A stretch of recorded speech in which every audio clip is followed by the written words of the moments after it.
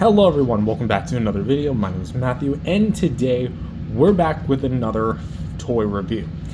Today's review is going to be a bit of a different one. Instead of it being something like Godzilla or Kong, it's actually Thomas. Yes, Thomas the Tank Engine. I have taken a look at a Thomas toy before, or at least a few of them, if I remember correctly, and I've featured some on things like the Neighbors Godzilla show, other projects that I made over the years, but I've never done like a full modern 2025 review of a Thomas toy until now, which with us today we have a very special item, which is the Mattel 80th anniversary Ruby Thomas for the 80th of Mattel and the Thomas and Friends franchise, which if anyone's confused that Thomas is turning 80, yes, the franchise itself turned 80 this year. The Railway series books began in 1945, and coincidentally enough, Mattel as a company was also founded in 1945. So this figure kind of doubles as both an anniversary toy. I might call it a figure by accident because I'm actually used to saying action figures. Like, let me grab one, like an actual action figure. This is a Thomas. So yeah, so if I do call it a figure, I do apologize. That's kind of what I'm used to. But yeah, growing up, I had almost all of the, like, that era of Thomas and Friends collectibles. I almost had, like, every single range of them. I had the take along or the take and play, whatever they're called, the wooden railway. I had the track masters. I had almost, like, all of them. I remember I had, like, bins upon bins. I don't even know how much money was spent on Thomas alone in a large portion of my childhood, and everything was pretty much great. And then my brother came along and inherited everything, so I pretty much have nothing except for this lone survivor. Yeah, because over the years my Thomas is basically gone. But about this toy in specific, I wasn't really planning on getting this thing. I did see it on Google. I was like, oh, cool, they're making another Thomas. And then I look at my local Walmart. There it is. So I had enough cash, so I bought it. So with that being said, for the 2025 anniversary Thomas, does this thing live up to the hype, or is this thing going to be as crappy as All Engines Go? Let's find out. Also, for you All Engines Go fans, don't worry, that was just a joke. But I know a lot of Thomas fans absolutely despise All Engines Go. I understand why, so I made my own discussion video, and I do stand by my old thoughts, but anyways, that's not about this, it's about this. So for the actual Thomas himself, this is gonna definitely be based on the CGI design, although what's weird is that they call it the classic Thomas. Now, well, design-wise, the CG and the models Thomas do share a lot of the traits. They are inherently different, and it's obvious that this one's more based on the CG version, not the model series version. But for the face, we have a very not detailed, but it's actually a pretty decent face sculpt. We have the eyes, which are pointing to the right, have like a little white shine in there. We have the eyebrows, which are the standard triangular shape. Then, of course, we have Thomas giving his big old smile with that big nose. You know, all the classic stuff you like about Thomas, at least this design. The circular gray face, it's all good, it's all back here. I do like how they pretty much nailed the design of Thomas, especially on something this small. Going to the smokestack here, it's going to be made of like a basic grayish, a dark gray plastic, almost looking like it's black, but it's not black. It is hollow on the inside, so I guess if you wanted to stick something in there, make it look like he's like blowing away smoke, I guess you could do that. Steam. We do have a lot of actually some nice red lining here for the top of the boiler, and of course that standard dome. You know, Thomas has such like an iconic silhouette. You could literally take a picture of him, blacken it out, and just show a silhouette. Everyone would recognize who he is. Of course, we have the whistle as well, making a grand return.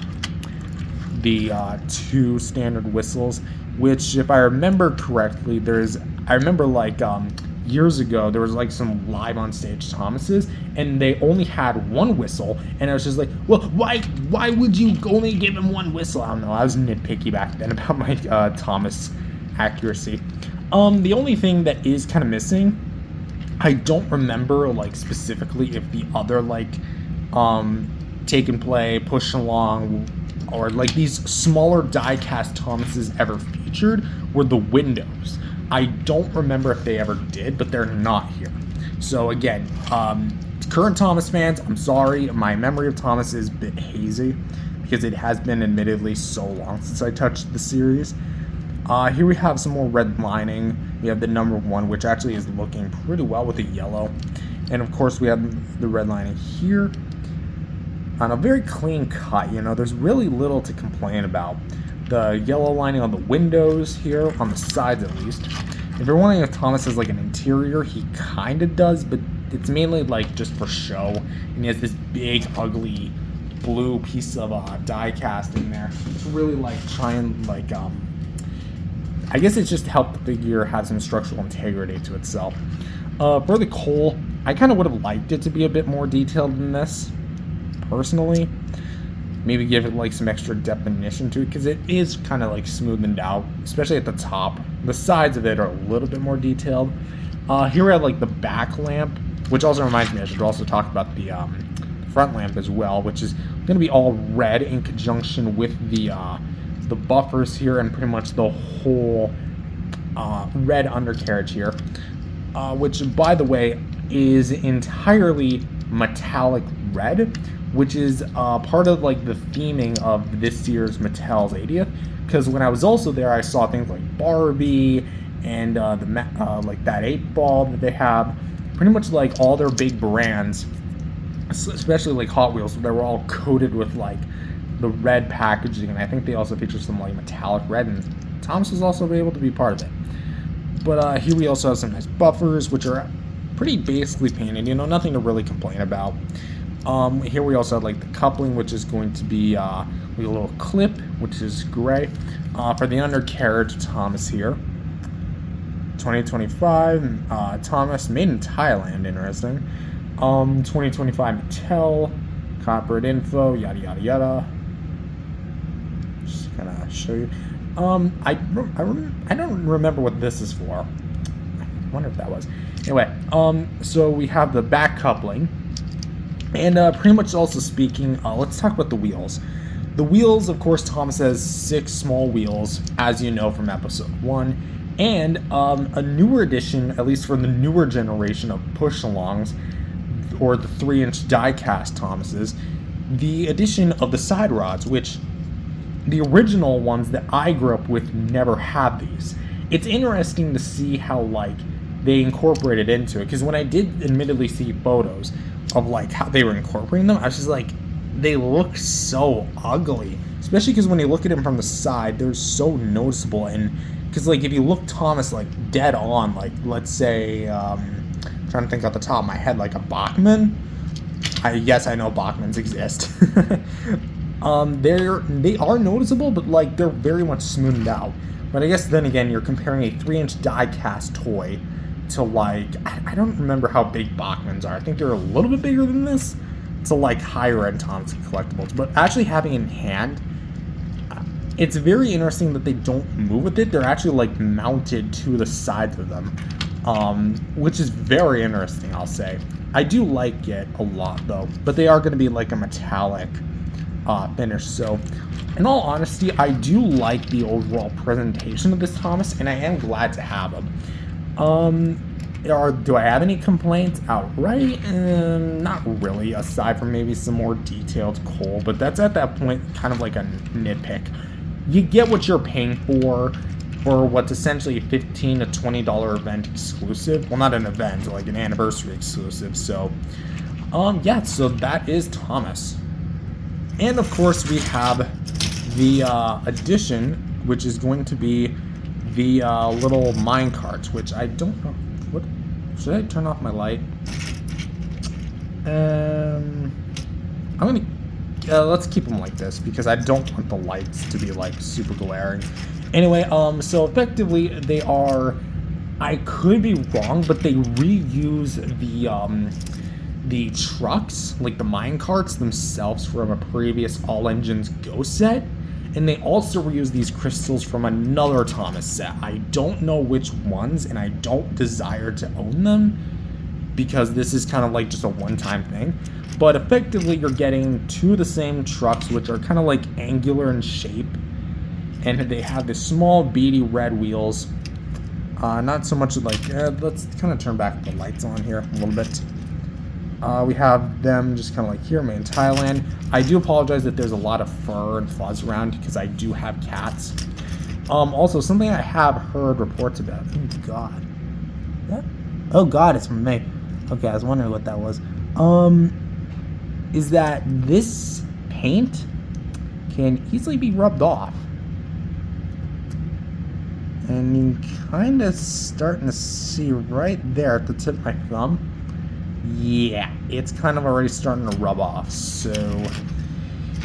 Oh boy. I don't know what Mattel was really thinking when they were doing, like, the painting on this thing, because it's kind of clear that, like, yeah, you can see, like, a fingerprint. I think that's my fingerprint.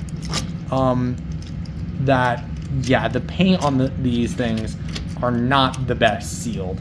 Or, come to think of it, why couldn't they have just, like, done them translucent? That would be awesome. Translucent minecarts, who wouldn't want that? Also, I have heard via other reviews that I saw online that these crystals can be taken out. But for the life of me, I can't, and I really don't want to push them. Like, I'm trying my best right now, and I don't want to, like, chip off the paint or, like, rub it off any more than it's already been. I'm trying to, like, check my fingers actively while I'm filming this, so hopefully I don't have any, like, chrome paint. Oh, if this is lead, then oh boy, Mattel's screwed. But basically speaking, you get two of them, and yeah, they had the couplings just to kind of show. I feel like at this point, just to better show the crystals inside. So yeah, I do think that they're removable. I have seen pictures of them being removed, but I can't get them removed. But basically just kind of press down, and boom, Thomas is carrying his load away.